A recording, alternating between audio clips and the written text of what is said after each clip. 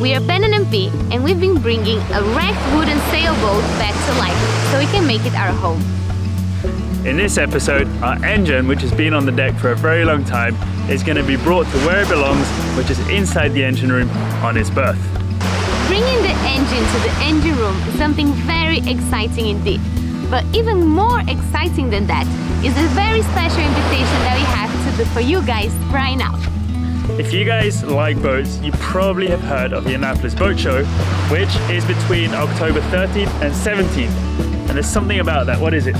We are going this year! Yeah, we've heard loads and loads of good things about it, and this year we've finally signed up for it.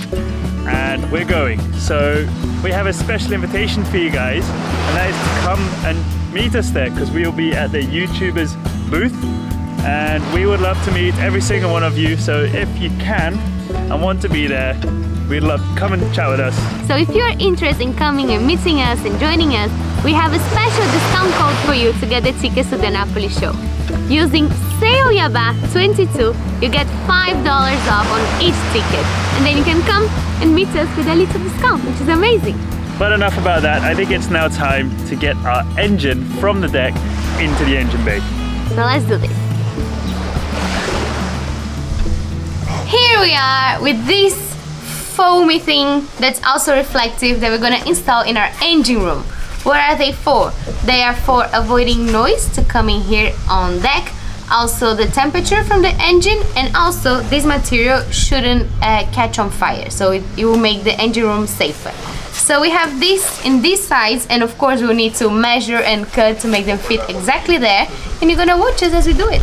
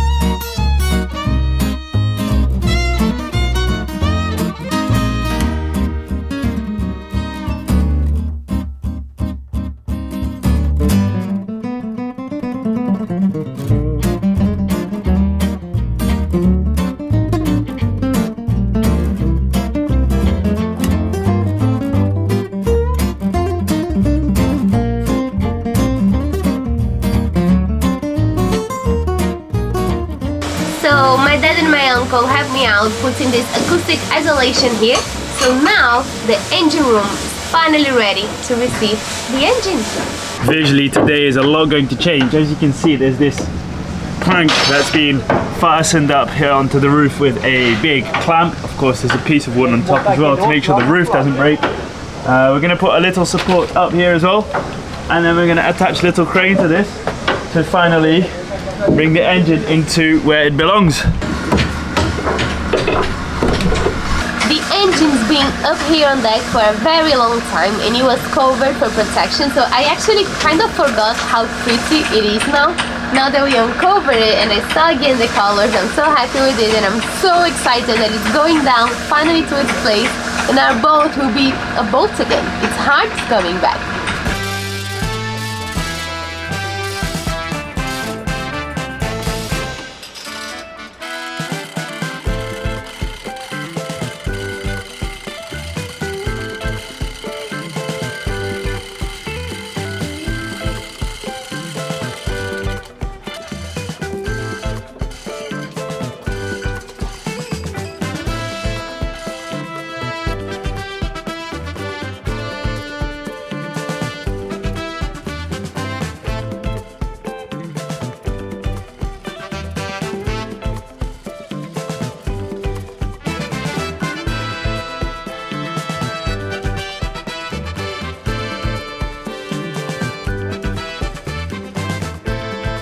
our plan A, now that the engine is on top of the hatch, is to lift the engine up with the flywheel pointing up, which is where the gearbox attaches to.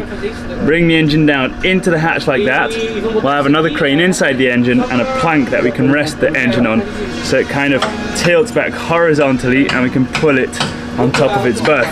That's plan A, but you know that these plans can change quickly based on fittings and how the plan A actually works.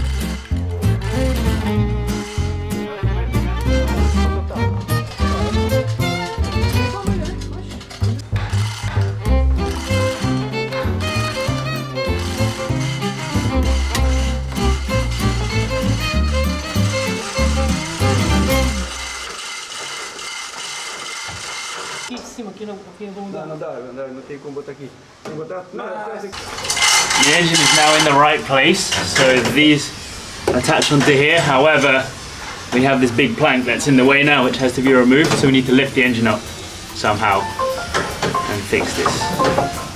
Finish this and go sailing.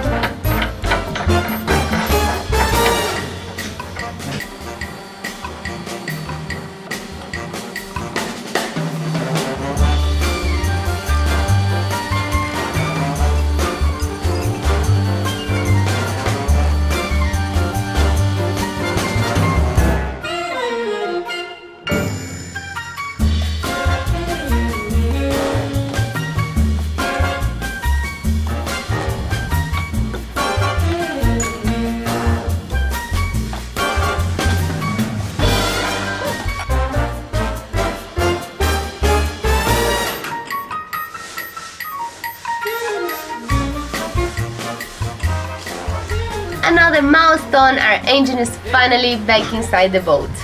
So it took us a long time to get it in here. It's been on the deck for too long, we admit it. We've painted the engine, added the insulation to the ceiling, prepared all the mounts, prepared the engine outside, and so on, but it's finally in place, so we can continue working on it inside the boat and actually making it more functional instead of just a piece of decoration. Yeah, this feels amazing already, but of course the engine is still missing all the accessories, the modernization, the alternators, and so on. So I'm gonna continue working on that because, as you might know, I'm very into learning everything about our engine, so soon you're gonna see more and more happening in here. And if you still didn't see the journey of our engine from wreck to dreamy, because I love to say that, because look at this, it's looking amazing. I'm gonna put here the playlist and you can watch all the videos that we did work on the engine. And most importantly, we can remove that plank that's fastened to the ceiling that I've banged my head against like 6 times already. Yeah. So let's go and do that now, and then we can move on to the next parts of the boat build. Bye!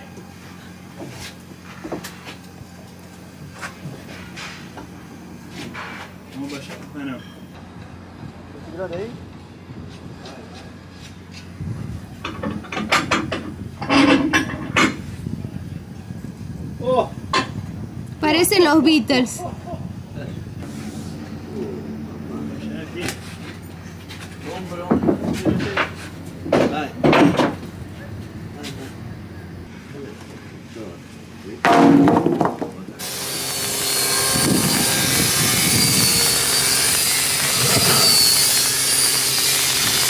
Supposedly today, tonight, or tomorrow during the day or night, there's going to be a cyclone coming through here, our province Santa Catarina. Hopefully nothing big, but what will get destroyed is the tarp over the top of the boat, so we're busy taking that off. We might still try and cover this roof as it's not waterproofed yet somehow, and then at least the tarp will survive and we can put the tarp on after the winds have gone past. This tarp used to be a big old parachute, so when there was wind like this, I think it's a cyclone because we're in the southern hemisphere, when that would come it would just pull it all up, so we decided to put it against the superstructure instead of on top of. When we screwed it all down, we're going to put some planks on top to make it a bit heavier, and now we're going to work on the pilot house one as well. Just some basic pieces of plywood, some iron screws, and a drill. Impact driver.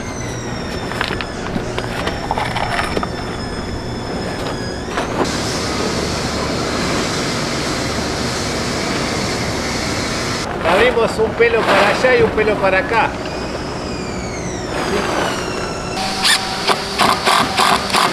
Both tarps are in place just as it started to rain. I think this will hold, at least it will keep the boat a bit drier inside, because that fiberglass is not done yet, and also the windows aren't finished. At least we can continue working. When this cyclone passes, we can take it all off again and continue working on the exterior a bit. But until then, let's hope this cyclone doesn't cause too much damage. Let's hope it passes far away from us and that everyone's okay. But for now, this is how we're going to leave this. Over to you.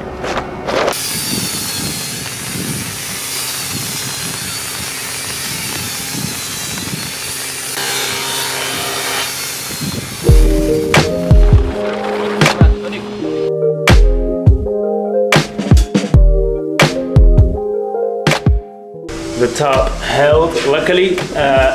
A little bit of water came in, but a lot less than if we didn't have the tarp, so that's really cool. Also, Nico has spent a very long time and done an amazing job of filling up the roof here and with a paste, which is made for the outside of fishing boats, so it should be a bit flexible. Move with the wood. Then he's gone over it with a layer of epoxy primer, and based on that, he's gone and filled it up a little bit more. Now it's ready to receive its first layer of the final color paint, which is going to be very interesting. That's going to be done. He'll evaluate one more time to see if he needs to fill any more areas, and then we can put the final layer of the paint on.